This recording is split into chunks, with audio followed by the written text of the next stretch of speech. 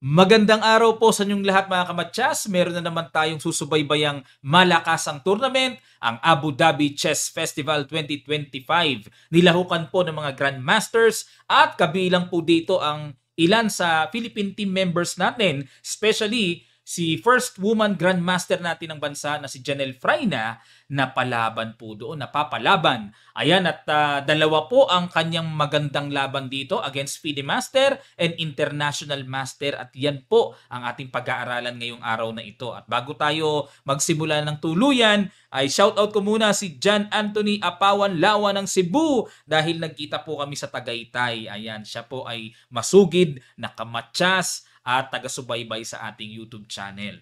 Okay, at bago natin pasimulan nga naman ay sagutan muna natin sandali ang ating iniiwang puzzle sa ating bawat video. Ito po yon, it's white to play. White dito si Anand, black si Topalov, 1999 Hogovens Tournament. Congrats po sa mga nakakita ng brilliant Knight F6. Bakit po? Tiniret ng Torre ang Queen, may threatening matchas, pero ito lang ang gagawin, tatakpan lang ang Reyna para walang matchas, sacrifice ang Queen, pero may matchas sa E8. Ayun.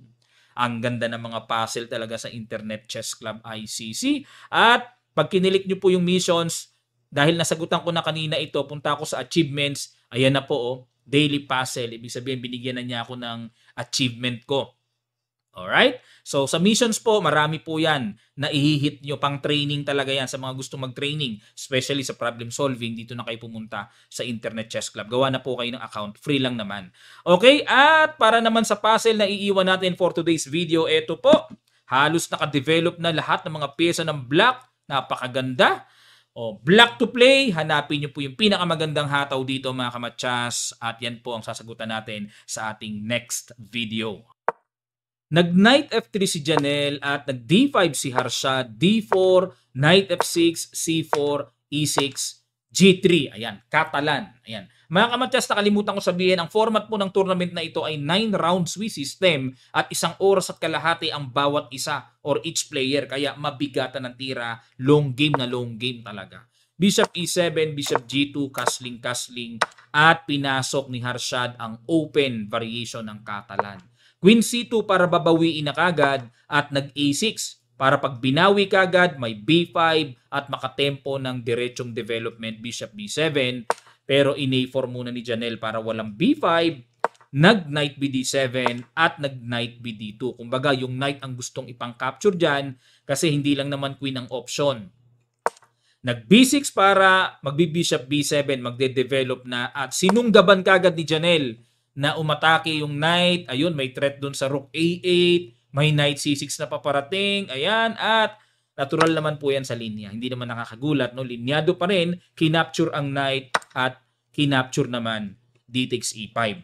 Dito po mga kamatyas, may interesting line din na Bishop takes A8. At kung titignan natin sa computer engine, capture, Knight F3, ayan, pwersadong ma-exchange, slightly better pa rin for white.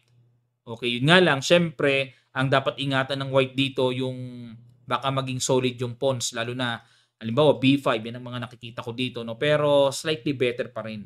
Quality up. Ayan. Pero dito po talaga sa linya na ito talaga yung madalas ginagawa, D takes E5. Hindi naghahangad na capturing yung tore.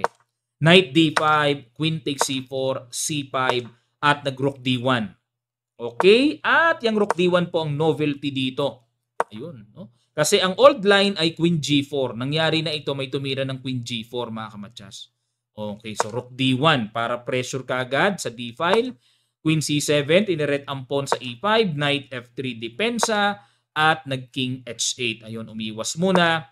Bishop D2 at nag-A5 para walang B4. Ayan, kasi dito pagka Bishop D2, may nakikita akong idea to play B4 eh. Nag-A5 at the same time ay mag-B-Bishop A6. Ayun na. Yun ang paparating din. Nag-H4. Hindi pinansin kasi kung umatake naman yan, Queen E4 lang. Depensado pa rin yung pawn. O Bishop A6, Queen E4, H6. Ayun, dahil medyo nakakatakot yung paparating na Knight G5, pinigilan. At dito nag-Rook C1. Ayan, tingnan nyo po yung mga tore ni Janelle, no? Ready na lahat. At nag-Rook D8, Rook E1. Umiwas muna si Janelle. Okay, para makaiwas din yung queen. Pwedeng gumanon, ano? okay, ganun, no? Lagay yung queen dun sa h5, parang maganda yung queen sa h5. Tapos itong rook e1 para makadepensa or hindi bumagsak yung pawn. Nag f5, ayun, na-desperate na dito si FM. Kumbaga parang nakita niya yung idea, gaganon eh, oh. In f5 kagad, ginulo kagad. Inenpasan capture, nag b3, ayun, para iiwas sa pagkakatreat. Pero ang mas mainam daw po na tira ay bishop c3, salubungin na pala. Yun nga lang nakakailang pag kinapture ito, capture lang. Okay? Weak kasi yung pawn e6. Isa pa, second line ay bishop h3. Ayun, para yun ang pangka-capture. Okay, pero naging cautious dito. Si Janelle, ang ginawa niya ay nag b3 muna, inilag niya muna. Nag-rook e8, dinipensahan naman ang pawn e6. At dito po ay X ang binigay ng engine. Dapat daw ang tira ay queen f7. Yan ang ipang depensa sa pawn e6. Balik tayo, rook de8, nag g4 na. Ayun na, mag g5 na dito. Pasasabugin na ni Janelle ang king side. Bishop b7, genie 5 pa rin. Ayan mga kamatsas. Kasi po kung aalis ang knight, wala pa namang sapat na aalisan para magkaroon ng malakas or fatal na discovered attack. Wala pa naman eh. So kaya tinuloy na kagad yung g5. Bishop b2. Okay, atake muna sa tore. Nag-rook c4. Wala pa rin bang puntahan tong knight? Wala pa rin na may tatamaan. Kung pwede lang gumanon eh. Threat ang queen tapos kakainin ng tore kaso may pawn eh. Hindi pwede mag-knight b6. Nag-knight f6. Ayun mga kamatsas. At dito, blunderations! Napasigaw si coach ng blunderations mga kamatsas. Marami na kasi nakakamiss. Sabi nila, coach, namimiss na namin yung sigaw mo ng blunderations. Okay lang kasi kababayan naman natin na naglalaro kaya proud tayo, no? Knight f6 blunderations at dito po mga kamatsas, bakit ba naging blunder yan? Pakiguess nyo ang simpleng pitik at talagang nagpaangat, nagpa-decisive advantage sa position ni Janelle. Sa ilang sandali lang, tutuloy kagad natin. Start.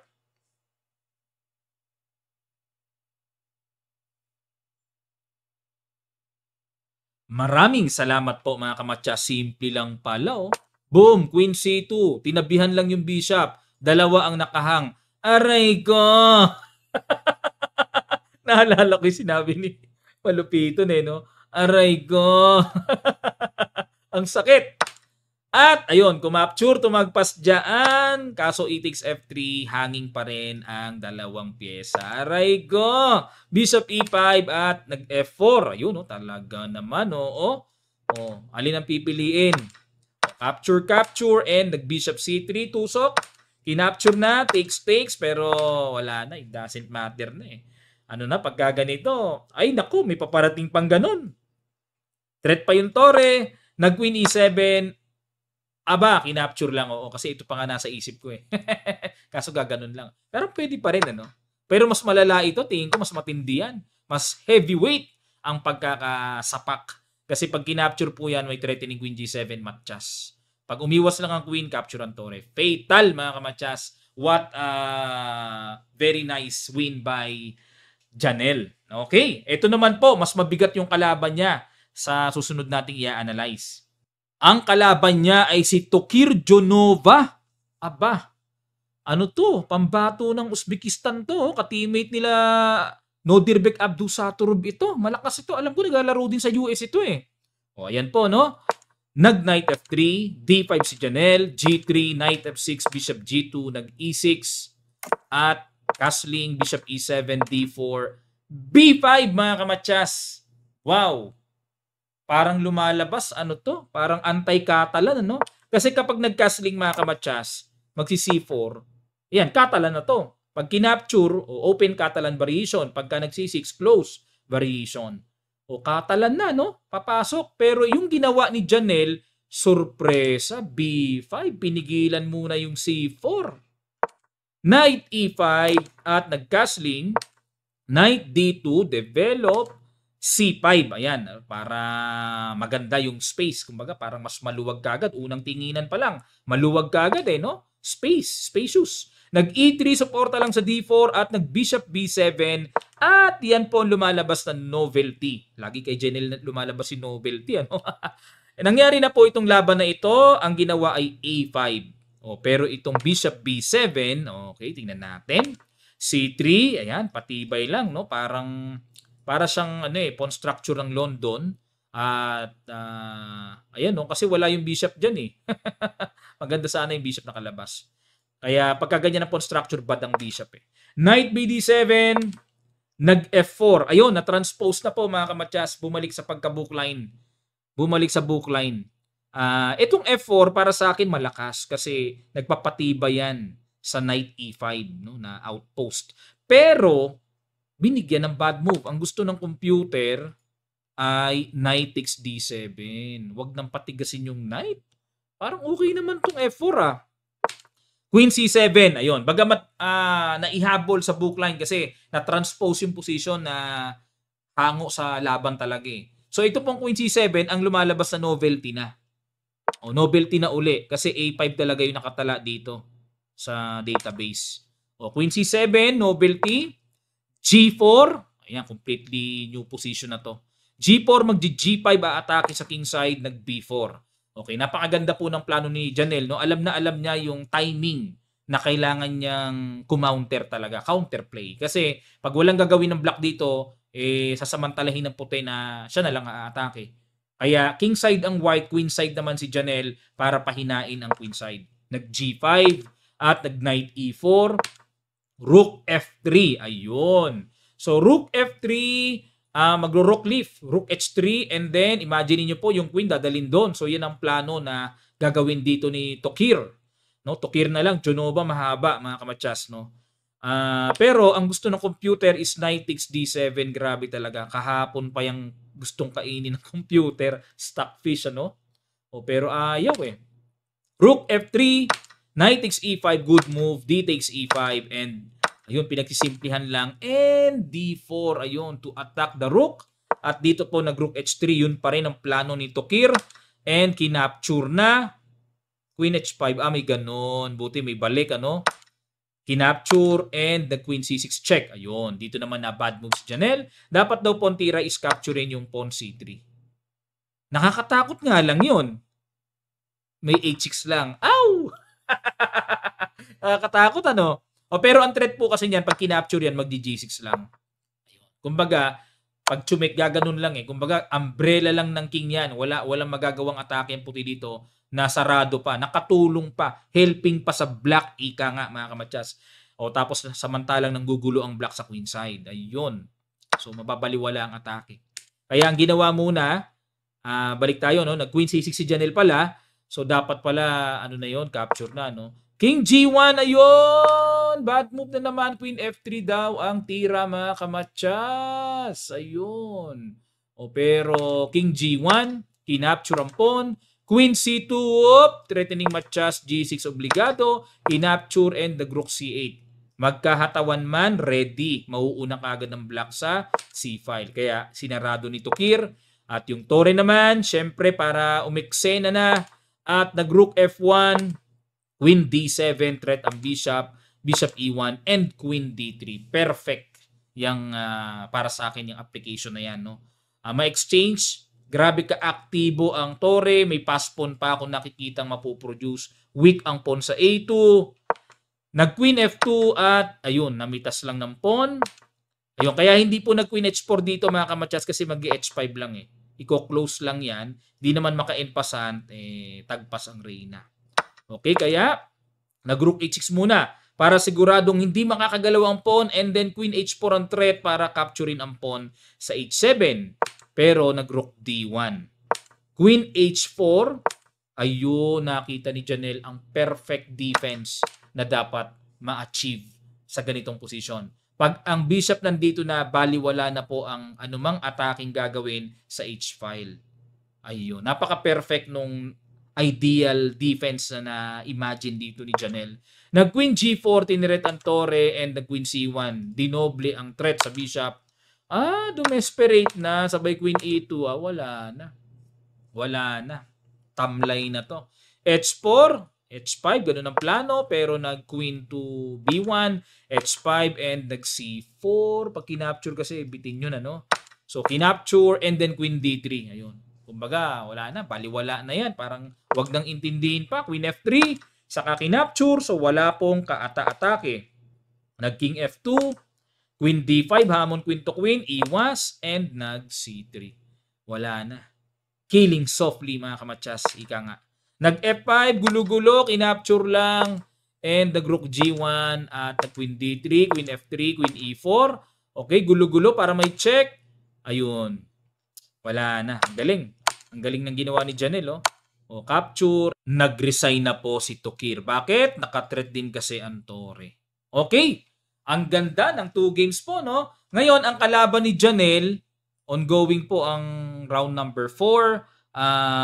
International Master Marco Materia. 2,500 ang rating, mga kamatsas. Ang bigat. At pang ilan ba si Janelle? So far, pang number 73 si Janelle, mga kamatsas. Kahanay ng mga ibang grandmasters dito. O yan, no? Si Suleyminov nandito pala, o yung number 72. Diba? Si Suleyminov, yan ang tumalo, umupset kay Magnus. Tapos pinag-initan ni Magnus yung relos niya. 'Di ba? Diyan sumikat si Suleyminov nung tinalo niya si Magnus sa face-to-face tournament yun O ayan po, no? So far, ang mga sumali po na Pinoy ay sila IM Conso nandito, IM Richelieu Salcedo nandito rin. Yan. Pero ang highest pointers natin so far ay si WGM Fraina. Siya yung may pinakamataas na score. O ayun po, no? So lumalabas, 3 po ang naglalaro ditong Pinoy. At ayos na ayos ang performance ni Janelle, 2 points. Tapos ang kalaban niya ngayon, IM. May live na ba? May live na, wala pa. Wala pa, baka mamaya pa ang start. Si Marco Materia. Naku, mabigat din tong batang ito. Hindi rin biro ito, mga kamatsas. Parang isa sa mga malakas na bata ito sa buong mundo ngayon. Pero good luck, Janelle. Kaya mo yan. No? At susuporta po tayo, mga kamatsas. Comment down below sa mga fans ni Janelle. Ayan, para sigurado po mapapanood niya to Ma-cheer up natin siya at makapagbigay po ng karagdagang kumpiyansa sa kanya at inspirasyon sa atin, mga kamatsas. Ayan, at subaybayan pa natin yung mga iba pa nating kababayan dyan na magpapakita ng magandang performance. Maraming salamat po, mga kamatsas, at magkita-kita pa tayo sa mga susunod pa nating chess updates.